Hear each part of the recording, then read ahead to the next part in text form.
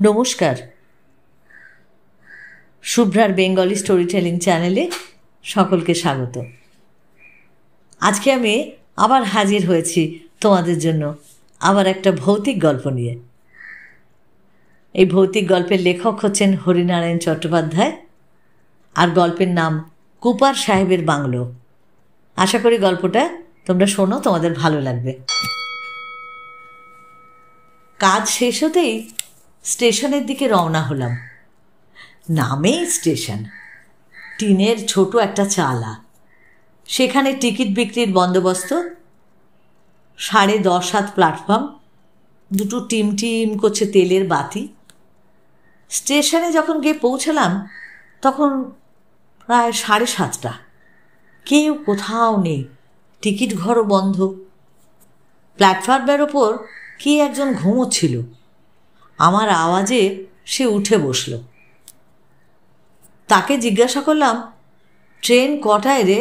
জামশেদপুরে ফিরব। লোকটা আদিবাসী, দুহাতে চোখ মুছে একটা বিস্মিত দৃষ্টি মেলে কিছুক্ষণ আমাকে দেখল। তারপর বলল, 6:30টায় তো শেষ ট্রেন চলে গেছে বাবু, আবার তো ট্রেন সেই কাল বেলা 10টায়। সর্বনাশ, তাহলে রাত কাটাবো কোথায়? শীতকাল, একবার হাওয়া দিচ্ছে, মনে হচ্ছে যেন গায়ে হাজার হাজার ছুঁচ ফুটছে। স্টেশনে কোথায় শোবো তারও তো উপায় নেই। তাড়াতাড়ি বেরিয়ে পড়লাম। সাইকেল রিক্সার চিহ্নও নেই। লোকটা বোধহয় আমাকে নামিয়ে দিয়েই চলে গেছে। আবার প্ল্যাটফর্মে ফিরে এলাম, সেই আদিবাসীর সামনে। হ্যাঁ রে, এখানে কোথাও হোটেল টোটেল আছে? হোটেল? লোকটা এমনভাবে চেয়ে রইল, হোটেল শব্দটা সে জীবনে যেন এই প্রথম শুনছে। বুঝিয়ে দেবার ভঙ্গিতে বললাম, আরে সরাইখানা, যেখানে রাতটা কাটাতে পারি। না বাবু। কথা শেষ করেই লোকটা গায়ে কাপড় টেনে শুয়ে পড়ল। সঙ্গে সঙ্গেই তার নাসিকাধ্বনি। এরপর ধাক্কা দিলেও উঠবে এমন তো মনে হলো না। সঙ্গে বিছানাপত্র বা বাক্স প্যাটরা কিছু ছিল না, থাকবার কথাও না। শহরের অফিস থেকে এখানে একটা জরুরি চিঠি বহন করে এনেছিলাম। বন বিভাগের ছোট্ট একটা অফিস আছে, সেখানে একটা টেন্ডার পৌঁছে দেওয়া। আসবার সময় বাসে এসেছিলাম, যাবার সময় শুনলাম বাস বন্ধ। পথের মাঝখানে একটা বাস বুঝি মানুষ চাপা দিয়েছে, ব্যাস তাই নিয়ে হইচই কাণ্ড। ইঁট মেরে গোটা কয়েক বাস অচল করার পর বাস আর যাচ্ছে না। অপেক্ষা করে করে ক্লান্ত হয়ে একটা সাইকেল রিক্সা ধরে স্টেশনে এসেছিলাম। ট্রেনেরও এই ব্যাপার। এই ঠান্ডায় এভাবে খোলা আকাশের নিচে দাঁড়িয়ে থাকলে তো জমে যাওয়ার আশঙ্কা। যেভাবে হোক আশ্রয় একটা আমাকে খুঁজতেই হবে। আলওয়ানটা কোটের ওপর ভালো করে জড়িয়ে হাঁটতে আরম্ভ করলাম। দুপাশে ঘন জঙ্গল, বন্য জন্তু আছে কিনা ঈশ্বরই জানে। উপস্থিত জোনাকির ঝাঁক সব দেখা যাচ্ছে। সমস্ত শরীরটা ঠকঠক করে কাঁপছে। বারবার হাঁটুতে হাঁটুতে ঠোকাঠুকি হয়ে যাচ্ছে। বুকের মধ্যে এমন শব্দ হচ্ছে যে কোনো মুহূর্তে হৃদস্পন্দন আমার থেমে যেতে পারে। অনেকটা চলার পর জঙ্গলের এলাকা পার হলাম। লোকালয়েরও চিহ্ন নেই। কুলিদের 2-1টা ঝুপড়ি, সেখানে তো আশ্রয় চাওয়া অর্থহীন। অন্ধকার রাত, আকাশে চাঁদও নেই, একটা নক্ষত্রও নয়। ভাবলাম বন বিভাগের অফিসেই চলে যাই, প্রহরীকে ডেকে তুলে তার ডেরায় রাত কাটাবার ব্যবস্থা করি। আন্দাজে রাস্তা ধরে অনেকটা চললাম। দ্বীপান্তরের মাঠ, মাঝে মাঝে আগাছার ঝোপ। আসবার সময় এ মাঠ দেখেছিলাম বলে তো মনে পড়ল না। তার মানে বোধহয় রাস্তাটা ভুল করেছি। শুধু কি কনকনে শীত? সকালে পেটে শুধু একটা চা রুটি পড়েছিল, ব্যাস। তারপর থেকে তো পেটটাও খালি। ভেবেছিলাম বাস যখন মাঝে মাঝে থামে তখন রাস্তার পাশের দোকান থেকে কিছু কিনে নেব। হাত ঘড়ি দেখে বুঝলাম প্রায় 2.5 ঘন্টা ধরে আমি ঘুরপাক খাচ্ছি। গাছ দেখে মনে হচ্ছে একই জায়গায় ঘুরছি। এভাবে সারা রাত ঘুরলে তো মারা পড়ব। এবার রাস্তা ছেড়ে মরিয়া হয়ে মাঠের মধ্যে দিয়ে কোনাকুনি হাঁটতে শুরু করলাম। উঁচু নিচু জমি, বারবার ঠক্কর লাগলো। কাঁটা গাছে পায়ের ছাল রক্তাক্ত হলো। হঠাৎ সামনের দিকে চেয়ে চমকে উঠলাম। অন্ধকারেও দেখা যাচ্ছে একটা সাদা একতলা বাড়ি, টালির ছাদ। ক্লান্ত দুটো পা টেনে নিয়ে কোনো রকমে বাড়ির দরজায় গিয়ে উপস্থিত হলাম। মনে মনে ঠিক করলাম, যারই বাড়ি হোক হাতে পায়ে ধরে একটা আশ্রয় ভিক্ষা করব। বিছানার দরকার নেই, মেঝের ওপরেই শুয়ে থাকবো, তবু তো মাথার ওপর একটা আচ্ছাদন থাকবে। দরজা ঠেলবার আগেই দরজাটা খুলে গেল। পাদ্রির পোশাক পরা দীর্ঘ চেহারার একটা লোক হাতে হ্যারিকেন নিয়ে এসে দাঁড়ালো। কে? আমি আশ্রয় প্রার্থী। শীতে ঘুরে ঘুরে ক্লান্ত হয়ে পড়েছি, দয়া করে যদি একটু আশ্রয় দেন আজ রাতটুকুর জন্য। আসুন আসুন। পাদ্রি একপাশে সরে দাঁড়ালো। আমি তার গা ঘেঁষে ছুটে ভেতরে গিয়ে দাঁড়ালাম। সামনেই আগুন জ্বলছে, ফায়ার প্লেসে অনেক কাঠ জড়ো করা। আমি আগুনের সামনে বসে হাত পা সেঁকতে লাগলাম। আহ, কি আরাম! ঈশ্বর করুণাময়। প্রাণটা আমার বাঁচল। পাদ্রি দরজা বন্ধ করে পেছনে এসে দাঁড়ালো। এখানে কোথায় এসেছিলেন? ওই বন বিভাগের অফিসে। বন বিভাগের অফিস? সে তো এখান থেকে মাইল 10 কম নয়। আমার দুর্ভোগের কাহিনী সব বললাম। পাদ্রি সমবেদনাসূচক শব্দ করে বলল, পুয়ার বয়, অনেক কষ্ট পেয়েছেন। বুঝতে পারছি আপনি খুব ক্ষুধার্ত, কিন্তু আমার ভাঁড়ার তো একেবারে খালি। আমি তো 8টার সময় খেয়ে নিয়েছি। বোধহয় একটা ডিম পড়ে আছে। আচ্ছা, সেটাই আপনাকে আমি দিতে পারি। ছোট একটা ডিম অমলেট করে পাদ্রি নিজে আমার মুখের সামনে ধরল। খুব ক্ষুধার্ত কুকুরের সামনে রুটির টুকরো ফেলে দিলে যেমন হয়, তেমনিভাবে আমি অমলেটের ওপর ঝাঁপিয়ে পড়লাম। কয়েকটা মুহূর্ত, তারপরেই প্লেট পরিষ্কার। ধপধপে কোমল বিছানা, গরম কম্বল। পাদ্রি দরজা বন্ধ পর্যন্ত করে দিয়ে এগিয়ে দিয়ে গেল। আর দেরি করবেন না, আপনি ভীষণ পরিশ্রান্ত, শুয়ে পড়ুন। আশা করি কাল আপনার বাস চালু হয়ে যাবে। খুব সাবধানে দরজা ভেজিয়ে পাদ্রি বেরিয়ে গেলেন। কম্বলটা গায়ে জড়িয়ে বিছানায় শরীর ঠেকাবার সঙ্গে সঙ্গে গভীর নিদ্রায় আমি মগ্ন হয়ে গেলাম। রাত কত জানবার উপায় নেই। হাত ঘড়িটা খুলে জানলার তাকে রেখে দিয়েছিলাম। হঠাৎ চোখে একটা উজ্জ্বল আলো লাগাতে চমকে চোখ খুললাম। ভোর হয়ে গেল বোধহয়। কাঁচের জানলা দিয়ে সূর্যের আলো এসে পড়ছে। ঘুমের ঘোর কাটতে একটু আমার সময় নিল। চোখ চেয়ে যা দেখলাম তাতে আমার সারা শরীর রোমাঞ্চিত হয়ে উঠল। খাড়া হয়ে উঠল চুল। উজ্জ্বল হ্যারিকেন হাতে একটা মুখ আমার উপর ঝুঁকে পড়েছে। মুখ বললাম বটে, কিন্তু সেটা মুখ নয়, একটা মরার মাথা। চোখের জায়গায় বিরাট গর্ত, দাঁতগুলো বেরিয়ে আছে। এই যে জ্যান্ত মানুষ গো! কতদিন পরে জ্যান্ত মানুষ দেখলাম, তাও আবার পুরুষ মানুষ। পুরুষ মানুষ কথাটা উচ্চারণ করার সঙ্গে সঙ্গে মনে হলো চোখের গর্ত থেকে তীব্র লাল আলো বিচ্ছুরিত হলো। খটখট করে উঠল দাঁতের সার। এই পুরুষগুলোকে দুনিয়ার থেকে মুছে ফেলতে পারতাম।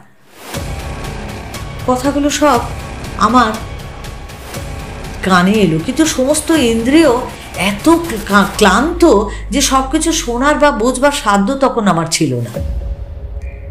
কি হয়েছে রে, কি হয়েছে? আর একটা কর্কশ শব্দ কানে এলো। চোখ ফিরিয়ে দেখলাম আলোর আয়তায় আরেকটা মুখ ভেসে উঠল। এও মুখ না, এটাও একটা করুটি। শূন্যে শুধু মুখটা ভাসতে ভাসতে এলো।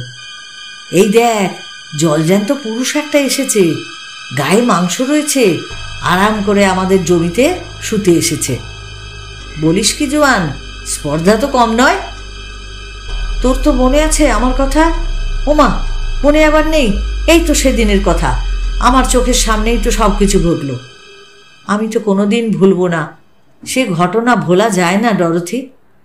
এটুকু বুঝতে পারলাম দুজনেই মেয়ে, একজনের নাম জোয়ান আর আরেকজনের নাম ডরথি।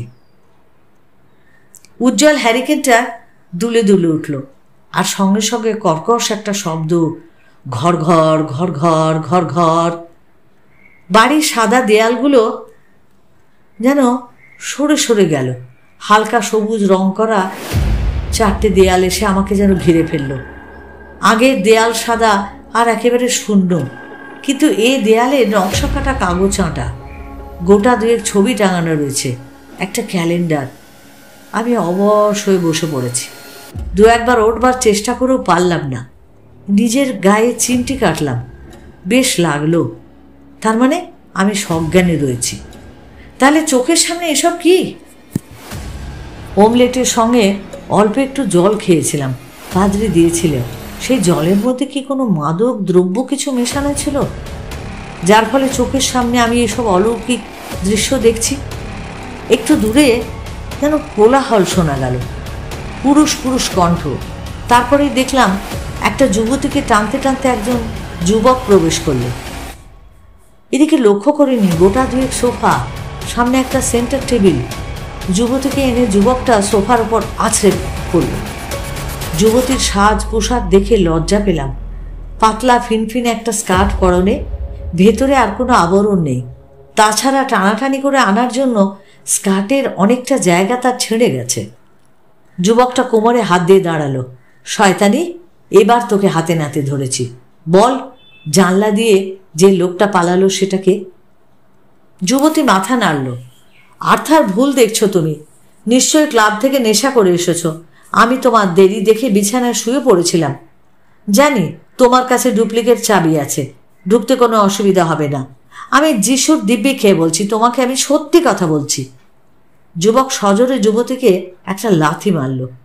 যুবতী সামলাতে না পেরে কোচ থেকে মেঝের ওপর গড়িয়ে পড়ল। পোশাক সরে গিয়ে ঊর্ধ্বাঙ্গ একেবারে অবারিত। বিচ, তোর এই পাপ মুখে যিশুর পবিত্র নাম উচ্চারণ করিস না। যে লোকটা পালালো সে কপার কারখানার ম্যানেজার হালদার, তা আমি জানি। তোদের আসনায় অনেক দিন থেকেই চলছে, সে খবর আমি রাখি। আমি শুধু ধরবার অপেক্ষায় ছিলাম। তুমি মিথ্যে দোষারোপ করছো আর্থার। ডরোথিকে জিজ্ঞাসা করো, সে তোমাকে সব কথা বলবে। ডরোথি? আর্থার মাটিতে থুতু ফেলল। সে তো আরেকটা শূকর। তা কাজ কলোনির মেয়েদের পুরুষ জোগানো স্বামীর অনুপস্থিতিতে, তা আমার জানতে বাকি নেই। তাকেও আমি ছাড়ব না। দাঁড়া, সে অনেক ঘরের শান্তি নষ্ট করেছে, তাকে আমি দুনিয়ার থেকে হাঁটাতে হবে। তুমি সব বাজে কথা বলছো, নিজের দোষ ঢাকবার জন্য এসব কথা অবতারণও করছো তুমি। চাপড়াও, আমি ক্লাবে জোয়া খেলি, মদ খাই, কিন্তু কোনোদিন কোনো মেয়ে ছেলের দিকে চোখ তুলে চেয়েছি? কেউ বলতে পারবে?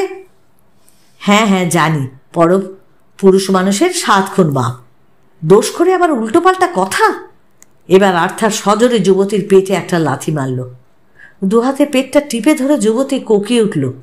কি সর্বনাশ করছো তুমি? জানো না আমার পেটে তোমার সন্তান, আমাদের ভবিষ্যৎ বংশধরকে তুমি মেরে ফেলবে? আর্থার যুবতীর চুলের মুঠি ধরে টেনে তুলতে যাচ্ছিল। কথাটা শুনে থমকে দাঁড়িয়ে পড়ল। আমার সন্তান? নিশ্চয়ই, তোমার ছাড়া আর কার? জোয়ান আর আর্থার পিটারের সন্তান। ছেলে হলে নাম রাখবো ড্যানিয়েল, আর মেয়ে হলে ক্যারোলিন। জোয়ান আর বলতে পারল না। আর্থারের উৎকট হাসির শব্দে মাঝপথেই থেমে গেল। দেয়ালে একটা কোট টাঙানো ছিল। হাসতে হাসতে আর্থার পকেট থেকে একটা খাম বার করল। তারপর সেই খাম খুলে একটা কাগজ বার করে চেঁচিয়ে উঠল, দেখো ডাক্তার সেনের রিপোর্ট দেখো। আমি কোনোদিন সন্তানের জন্ম দিতে পারবো না। গত যুদ্ধ আমার এই সর্বনাশ করেছে। অপারেশন করে গুলি বের করার সময় আমার পৌরসত্বকে ওরা হরণ করেছে। কাজেই যেটা তোর পেটে এসেছে সেটা নেটিভ হালদারের দান। নিজের কথায় নিজে ধরা পড়েছিস শয়তানি। আজ তোর শেষ দিন। আর্থার কোমর থেকে রিভলভার বার করল। রিভলভার দেখে জোয়ান মরিয়া হয়ে আর্থারের ওপর ঝাঁপিয়ে পড়ল। দুজনে ধস্তাধস্তি শুরু হলো। আমি বুঝতে পারলাম ঘামে আমার সমস্ত দেহটা ভিজে গেছে। চেঁচাতে গিয়ে দেখলাম গলা থেকে কোনো আমার স্বর বের হচ্ছে না। চোখের সামনে এরকম একটা নারকীয় কাণ্ড ঘটে যাবে, অথচ নিজে আমি অসহায়ের মতন তাই দেখব। ভাবতেও আমার খারাপ লাগলো, কিন্তু নিরুপায়। উঠে বসবার শক্তিও সংগ্রহ করতে পারলাম না। কি হচ্ছে কি আর্থার? বাড়িটা নরককুণ্ড করে তুলেছ যে। জানলার কাছে আরেকটা তরুণী এসে দাঁড়ালো। জোয়ান মেয়েটাকে দেখে চিৎকার করে উঠল, ডরোথি আমাকে বাঁচাও, পশুটা আমাকে শেষ করে দিতে চাইছে। মুহূর্তের জন্য জোয়ান একটু অন্যমনস্ক হয়ে গেছিল। আর্থারের সুযোগ হারালো না। রিভলভারের নল একেবারে জোয়ানের মাথায় ঠেকিয়ে ট্রিগার টিপল। গুড়ুম! নীল আকাশের একটা নীল আলোর শিখা হয়ে গেল। সঙ্গে সঙ্গে ঘিলুর কিছু একটা ছিটকে দেয়ালে আটকে রইল। জোয়ানের শরীরটা দু এক মুহূর্ত স্থির হয়ে রইল, তারপর টলে পড়ল মেঝের ওপর। সারা মুখ রক্তে ভেসে গেল। খুন খুন! আর্থার খুন করেছে! ডোরোথি চিৎকার করে উঠল। তোকেও শেষ করব, সাক্ষী রাখতে নেই। আর্থার রিভলভার হাতে জানলা দিয়ে লাফিয়ে বাইরে এলো। একটু পরেই গুরুম করে আরেকটা শব্দ, নারীকণ্ঠের চিৎকার, তারপরে অখণ্ড নিস্তব্ধতা। বোঝা গেল আর্থারের দ্বিতীয় গুলিতে ডোরোথিও খতম। আবার আমি উঠবার চেষ্টা করলাম, কিন্তু পারলাম না। ঘর ঘর ঘর ঘর করে একটা শব্দ, বিরাট একটা কাঠের চাকা যেন ঘুরছে। দেয়ালগুলো সরে সরে গেল। বুঝতে পারলাম আবার পুরনো দেয়াল কি ফিরে আসবে, পুরনো পরিবেশ। কিন্তু না, এবার আর কোনো দেয়াল ফিরে এলো না। পরিবর্তে কনকনে ঠান্ডা হাওয়া, হাড়ের মধ্যে রক্ত জমিয়ে দেওয়ার মতন অবস্থা। হাত দিয়ে আমি অনুভব করলাম বিছানাটাও তো উধাও। ভিজে ঘাসের উপর শুয়ে আছি। শিশিরে ভেজা মাঠ, আকাশের দু একটা নক্ষত্র, মিটমিটে তাদের দীপ্তি। তার মানে এই অনাবৃত আকাশের তলায় মাটির শয্যায় শুয়েছিলাম। উঠে বসলাম। সারা রাত ঠান্ডায় শুয়ে হাত পা নাড়বার আমার সাধ্য নেই। হিমে আড়ষ্ট, অনেক কষ্টে উঠে বসলাম। রাত প্রায় শেষ। পূব দিকে আলোর আঁচড়। এবার ভোর হবে। একটু একটু করে আলো ফুটল। পরিবেশের দিকে নজর দিয়েই এবার চমকে উঠলাম। কবরখানার মধ্যে শুয়ে আছি। একেবারে দুপাশে দুটো কবর। ঝুঁকে পড়ে প্রস্তর ফলকের লেখা পড়লাম, জোয়ান পিটার, জন্ম 1926, মৃত্যু 1950। এপাশের প্রস্তর ফলকে দেখলাম ডরোথি জোন্স, জন্ম 1920, মৃত্যু 1950। জানি না এগিয়ে গেলে আর্থারের কবরও দেখতে পাবো কিনা। আগ্রহ আর সাহস কোনোটাই আমার হলো না। বুঝতে পারলাম মেরুদণ্ড বেয়ে ঠান্ডা একটা শিহরণ হচ্ছে। বুকের স্পন্দন অত্যধিক দ্রুত। যেমন করে হোক আমাকে এই পরিবেশ ছেড়ে পালাতে হবে। সম্ভবত কাল আশ্রয়ের আশায় মাঠে মাঠে ঘুরে ক্লান্ত হয়ে এই কবরখানার মধ্যেই বোধহয় শুয়ে পড়েছিলাম। তারপর উত্তেজিত মনে এইসব বিচিত্র সব স্বপ্ন দেখেছি। উঠে পড়লাম। রাস্তার দিকে এগোতেই মুখোমুখি দেখা হয়ে গেল। একটা শাল গাছের নিচে পাদ্রি দাঁড়িয়ে। আমাকে দেখে বলল, আশা করি ভালোই ঘুমিয়েছেন। এই রাস্তা ধরে সোজা চলে যান, বাস স্টপ পাবেন। প্রথম বাস এখানে 6:10। মাথাটা আমার ঘুরে উঠল। পেছন দিকে ফিরে দেখলাম ঘন কুয়াশায় কবরখানা ঢাকা পড়ে আছে। কিছু দেখা যাচ্ছে না। পাদ্রিকে বললাম, কাল আমি তো আপনার বাড়িতেই আশ্রয় নিয়েছিলাম। পাদ্রি বলল, হ্যাঁ, এখানে আমার বাড়িকে সবাই বলে কুপার সাহেবের বাংলো। কিন্তু আমি কিছু বুঝতে পারছি না। রাত্রে অদ্ভুত সব স্বপ্ন দেখেছি। জোয়ান, ডোরোথি আর আর্থারের নৃশংস হত্যাকাণ্ড। জেগে উঠে দেখি আমি কবরখানায় শুয়ে আছি। কী সব বলছেন? ওই তো আমার বাংলো। পেছন ফিরে দেখলাম কিছুই দেখতে পেলাম না। আর সামনের দিকে চেয়ে দেখলাম গাছতলায় পাদ্রিও নেই, একেবারে ফাঁকা। আবার পেছনে দেখলাম কুয়াশা সরে গেছে, কবরখানা পরিষ্কার দেখা যাচ্ছে। প্রস্তর ফলকগুলো শানিত বর্ষার মতন রোদে চকচক করছে।